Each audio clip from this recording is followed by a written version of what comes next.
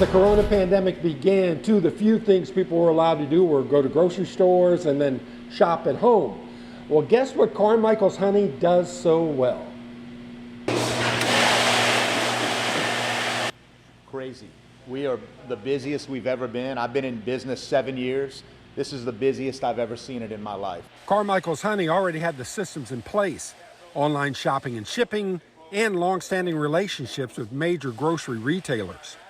Owner Nathan Carmichael knows his new Iberia company was one of the lucky ones, because even as America began to close, demand for its honey began to double and even triple. And so we were doing an average of probably 10 to 15,000 pounds a week. And since the beginning of the pandemic and the onset, we're doing anywhere from 30 to 40,000 pounds a week.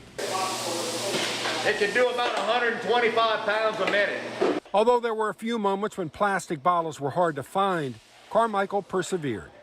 Being an essential business, he believes the responsibility to remain in business was there. But when you're like me and you're allowed to be open, you need to be open. Two quick notes. Carmichael's honey can be found from Florida to Texas, and the company began using a no-drip cap, all to minimize sticky honey. Nathan Carmichael knows he's blessed to be open, and he's among the first to offer good thoughts and a strong prayer to those who are struggling in the corona era. I can't imagine where you're at right now if you've been shut down for 2 months. I don't know what that even looks like. I'm praying for you. I hope you make it. In New Iberia, Scott Brasnick, KATC, TV3. We're celebrating the Resurrection Sunday on Easter, but we find a way to bring kids together through this Easter egg hunt. We have been set apart for 2 years during the pandemic, but I just had a vision. What can we do to bring communities together? How can we bring children together? How can we rebuild after the pandemic? How can we come back together? How can we have some type of normalcy? And that's what this is all about. And all the laughter and seeing the parents watch the kids run behind eggs. I'm excited even more because what we are doing and what God is doing in this community. All right, look. Yay, high five. But I think if we work together, pray together, love together, this world will be a better place. After nearly 20 years of work, Supreme Rice in Crowley and other mills across the country will soon add China to their list of exports. Every year, when we have our rice meetings, China, what's going on with China? Well, we finally got past the last hurdle, which was getting this phytosanitary protocol approved, and now we can start to focus on trying to sell rice to China instead of getting approved to sell rice to China. China imports roughly 5 million tons of rice annually, mostly from other Asian countries.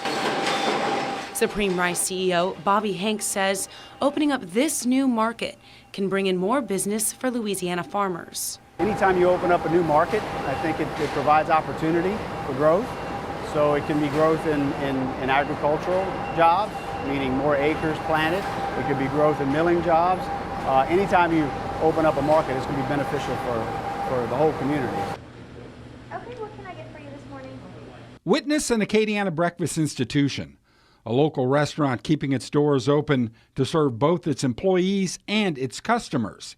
And it comes at a time when Edie's should be celebrating its 30th birthday. So 30 years of business, did you ever think you'd see something like this? Never. What a way to spend an anniversary. It's so very true. Life for this Lafayette eatery has become about way more than just a biscuit. We feel it's important to remind you which Acadiana businesses can still say we're open. Today, it's Edie's Biscuits, whose owner wants to assure you that they are taking precautions inside. We have put up multiple hand sanitizers, several that we did not have before all of this. We've got sanitized rags in the front for the employees to use and touch each time they make a cash transaction. They're also maintaining safe distances, and Edie's has closed off the area usually used for sit-down customers. As per rules and regulations, although customers can't pull up a chair and hang out for an hour, they are indeed more than welcome and allowed to open the front door. They can continue to walk up, place your order, and walk out. It does not have to just be a call-in order. So please continue to patronize the many restaurants that are open. Okay, thanks for calling Edie's. We'll see you soon. In Lafayette, Scott Brasnick, KATC TV3.